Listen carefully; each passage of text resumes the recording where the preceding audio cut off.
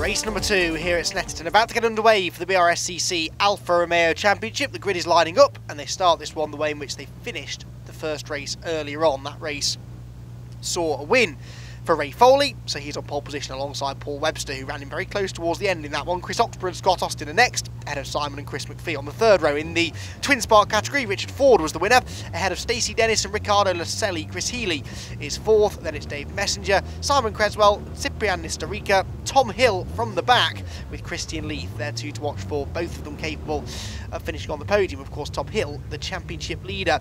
So the red lights are about to come on, and when they go out, we'll be racing for 20 minutes in the BRSCC Alfa Romeo Championship here from Snetterton on the full 300 circuit. The red lights go on, they go out now, and who makes the start from the front of the grid? It was Ray Foley, who led down towards turn 1 from the outside of row 1 earlier on.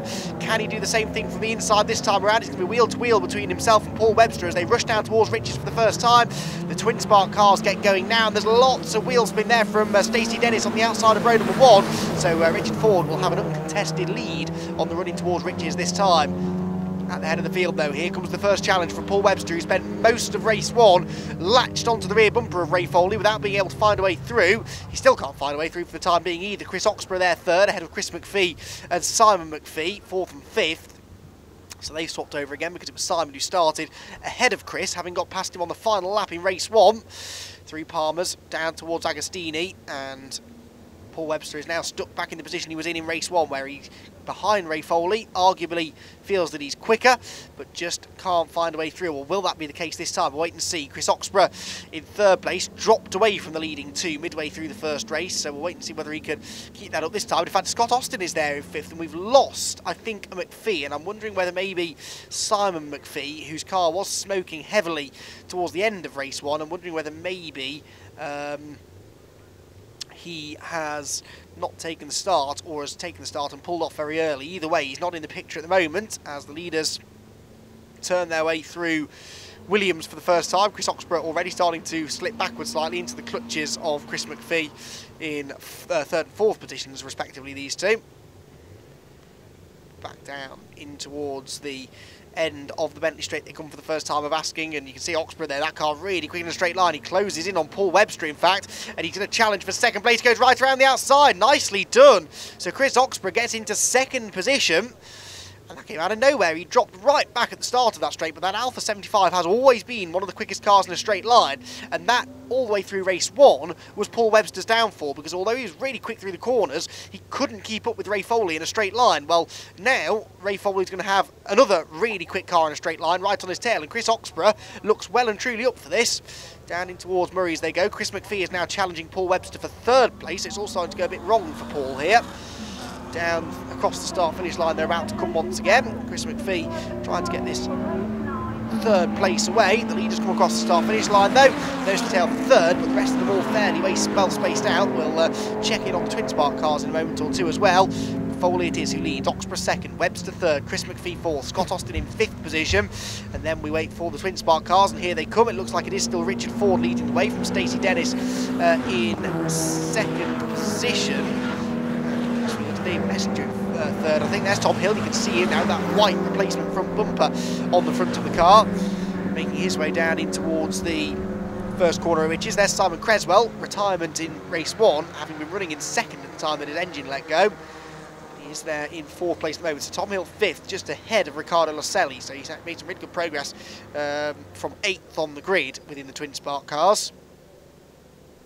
Leading this little train of cars through, but he should be looking to try and get onto the back of the leading contenders before too much longer, really. So down towards Palmer's they go. You can see there the gap between Richard Ford and Stacey Dennis is a fairly sizable one, actually. Then in fact, the top 4 cars fairly well spaced out, so it's going to be all about watching the progress of Tom Hill there, the car with that white replacement front bumper after he damaged it on the opening lap of race 1. Had to go into the pit lane to retire as a result. He was given the black and orange warning flag by the clerk of the course because of that damage, and unfortunately that rather hurt his chances of a really good point score this weekend. But for the overall and class championship leader, he's still got a good chance to get some points and possibly even a class win or a podium in this second race of the weekend here at Snetterton. Good do with, of course, Richard Ford getting that win in the first race. He is second place in the Twin Spark Championship coming into this weekend, so Richard has been able to take a few points out of Tom Hill. At the moment he's on course to take a few more, but how will things finish? That's the question. Back down the Bentley Straight they go again, and you can see Tom Hill escaping now quite rapidly from the cars behind. There you can see them, a great sight they make as well as they wind their way underneath the Snetterton Bridge at the end of the Bentley Straight, and Lascelles coming under a little bit of pressure from Ciprian Nistorica here as they make their way through Brundle and Nelson, the 147 versus the 156. We've seen lots of similar battles like that this weekend and indeed throughout the seasons with the BRSCC Alfa Romeo Championship Association. Back down through Coram, this really technically demanding Snetterton 300 circuit is one that the drivers generally quite like. A lot of them say it's a very long lap, so you're never really bored. The old Snetterton layout, of course, was always seen to be a bit too simple, really. Essentially just two long straights with a few corners at either end.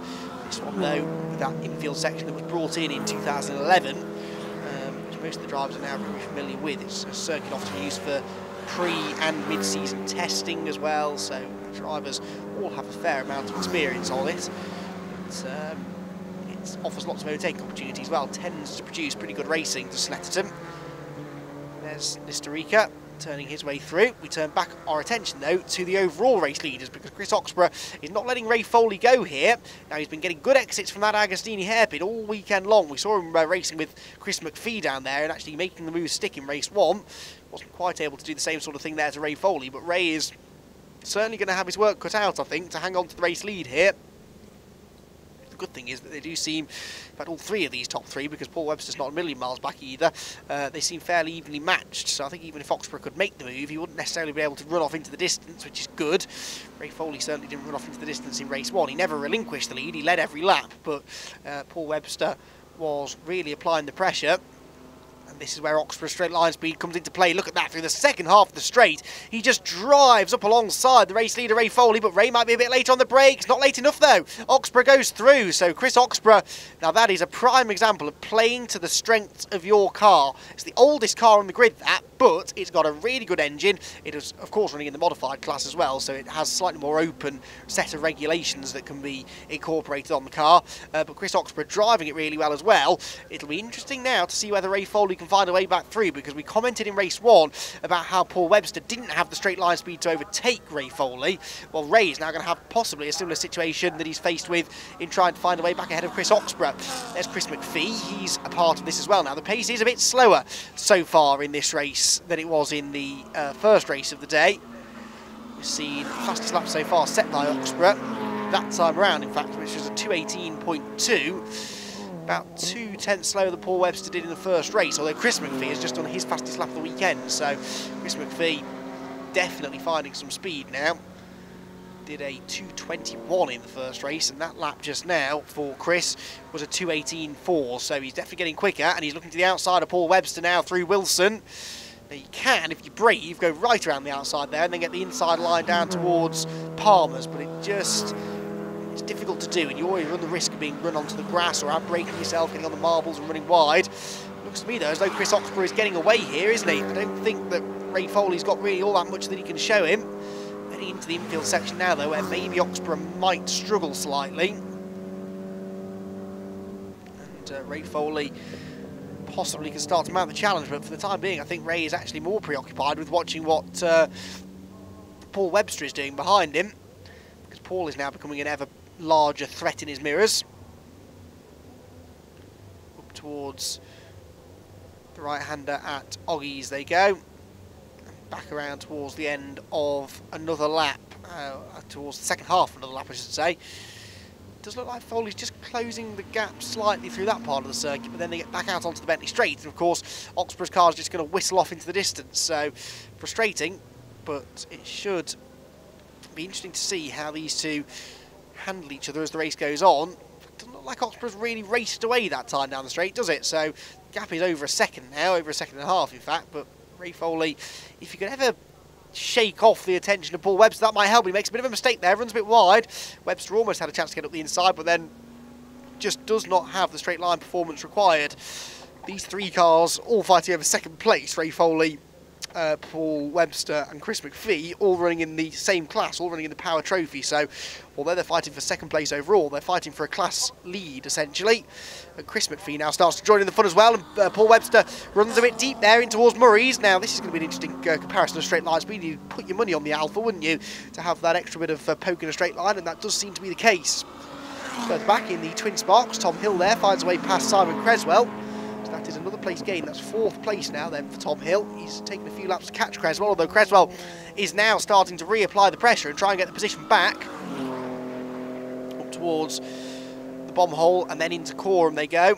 And Tom Hill just about hanging on, but he should now, once he's had a few laps in clean air, should be able to hopefully pull away. The target undoubtedly will be to get a class podium. To do that, he has to catch and pass Dave Messenger, which is never an easy task, but he'll do his very best to try and do it. So across the line they come then.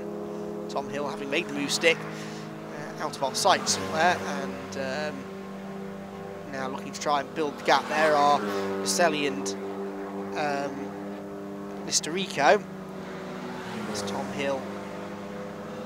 Just still having to watch his mirrors a little bit, but you can see Dave Messenger there in the red, white and green 156 just up the road. Mixture of 156s and 147s, of course, within the Twin Spark Trophy. Back up with our overall race leaders, though, and Chris McPhee, who was in 4th last time we saw them, turns his way through Oggies. Is that still the case? If it is, then he's dropped back from the cars in front. No, he's ahead now, Paul Webster. So Paul Webster has lost the 3rd position now to Chris McPhee. So the new order, Hawkesbury leading, Foley 2nd, McPhee 3rd and Webster 4th. So that's all changed slightly. He will be able to close back in on the Abarth, you'd imagine, down the back straight, but not to the extent that he's able to really attack. So it will stay as it is for the time being. There's Tom Hill working his way back through Hamilton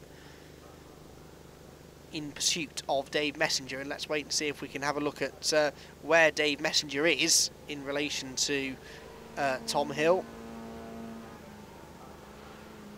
You can see Tom there coming through Williams. There's not a massive gap, you can see it's fairly equidistant actually now, more or less the same gap in front of him as there is behind him back to Simon Creswell. Back along the Bentley Straight. And a podium finish would be just what the doctor ordered for Tom Hill after that disappointing first race. Reigning champion, of course.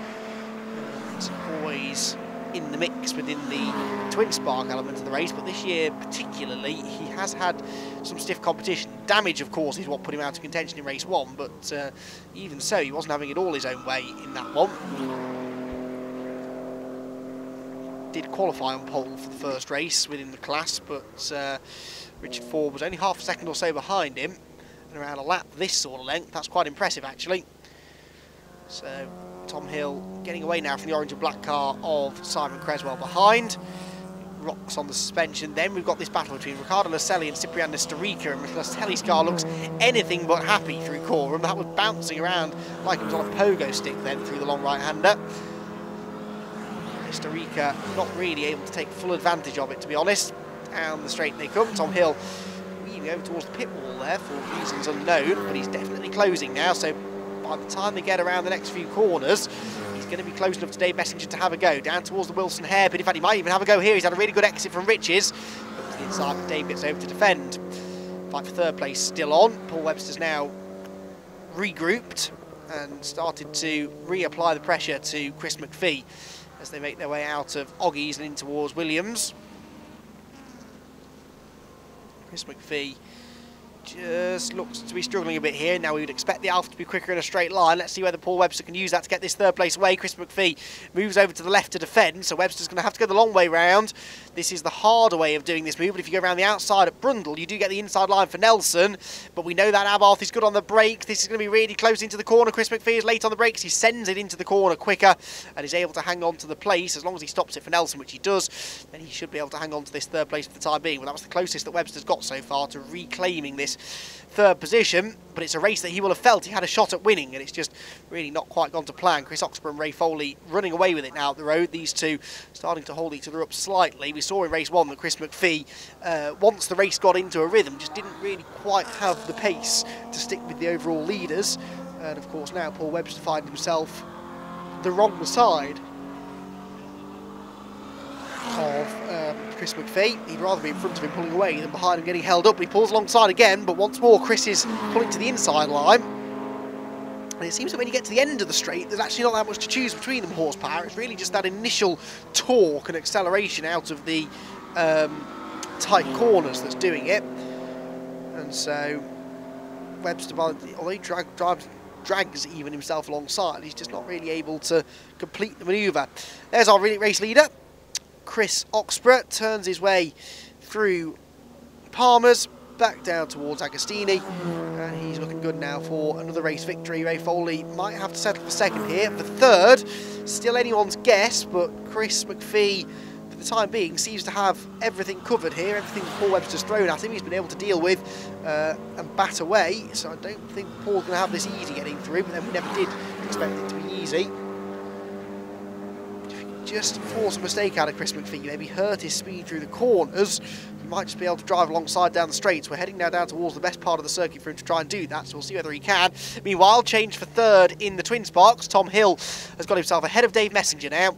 So Tom Hill is back on the podium, but you can see the gap up the road to Stacey Dennis. I don't think that even Tom Hill can close that sort of gap. And in fact, he's still got Dave Messenger trying to get back up the inside into Hamilton, so that was interesting.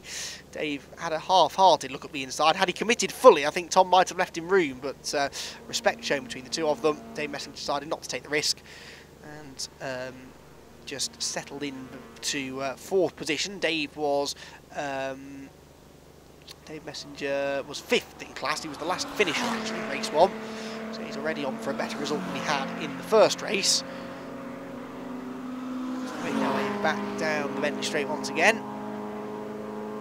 We have still got about 4 or 5 minutes left on the clock, so there's time for another couple of laps after this one, I think. See Simon Creswell there in the background, racing away with Lascelli and Mr. Eker, I think he was there. Oops, that was Messenger running right up the curb there through Brundle and Nelson.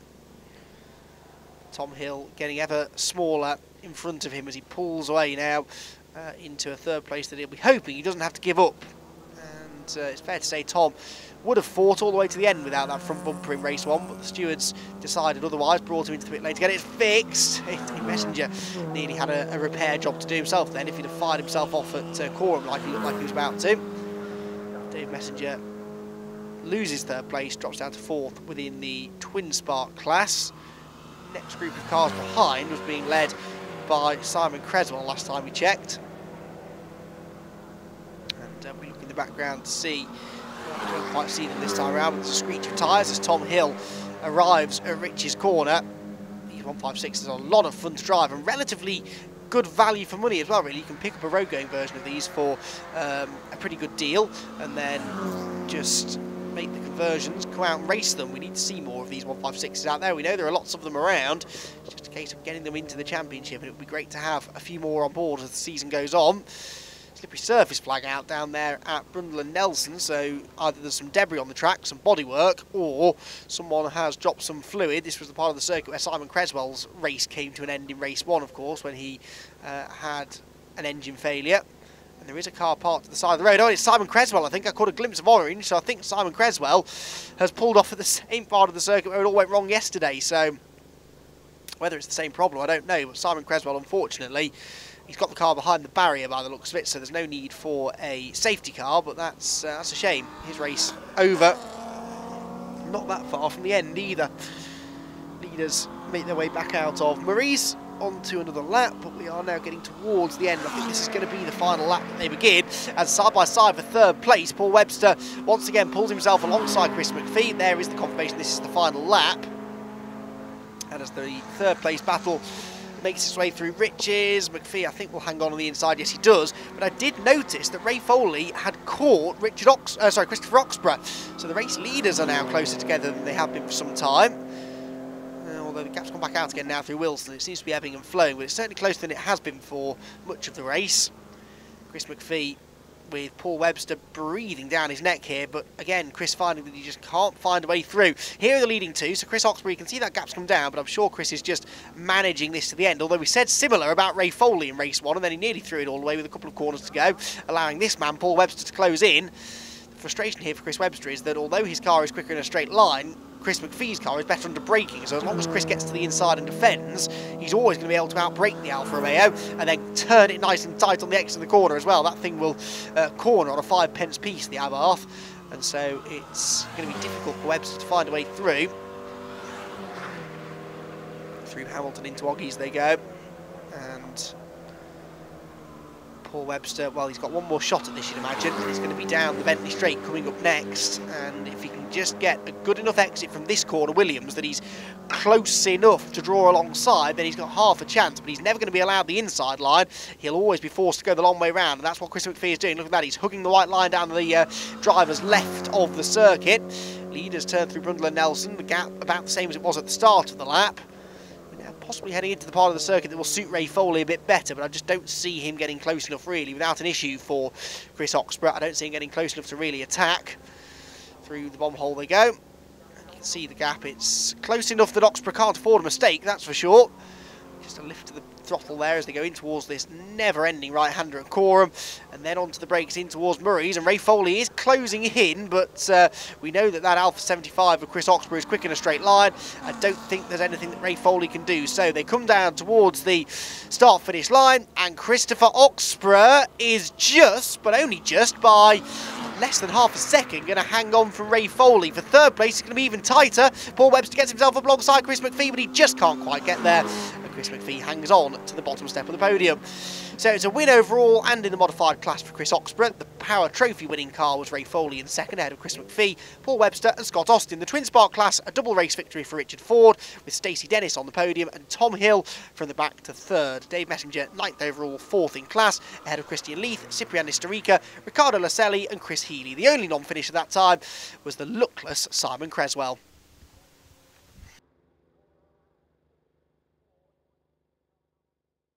Well, Chris, third yesterday, but now it's a victory today, so I think that makes up for yesterday, doesn't it? Yeah, I mean, yesterday wasn't a disappointment. It was a good race. Today, obviously, it was brilliant. Ray left me enough room braking in on the back straight to sneak past him, and then I just knew how to build a bit of a lead and to try and protect it towards the end. But he started to come back at the end, so it got a bit more exciting, and I had to put the pedal down again.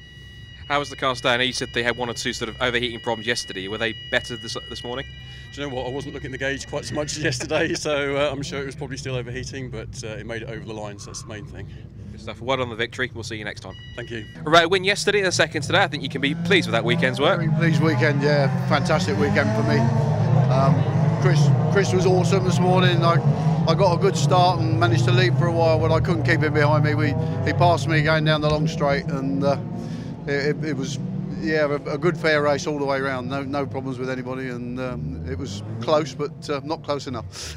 It's good to see you back after some difficulties before, and also the car looks to be in really good form as well. The car's brilliant now, and thanks to Roger Evans at Peak Alpha, because last year we had a disaster and it was so bad. But anyway, this year's been fantastic, and so far, well, this year won 2 races, but 2 good results, so I can't ask for more, can I? Great stuff. We'll see you next time. Well done. Thank you very much. Well, Chris, you win the Battle of the McPhees this weekend, even though there was only one of you out there, but cracking battle with Paul in the closing stages. Yeah, it was very hard. Really had to work for it. We're massively down on power here, big power circuit. Yeah, the car performed, having tyre troubles, but managed to work through it. But he kept me honest. It was a good, hard, clean race, which is what we turn up for. I'm fortunate with the other car. Would have been nice to have them both out, but unfortunately that needs an engine, so home to fix them for Silverstone. And even though it was a straight where power seems to favour it, you're giving Paul a good run on the straights, even so keeping with him. Yeah, we're good in the corners. We've got them set up really well.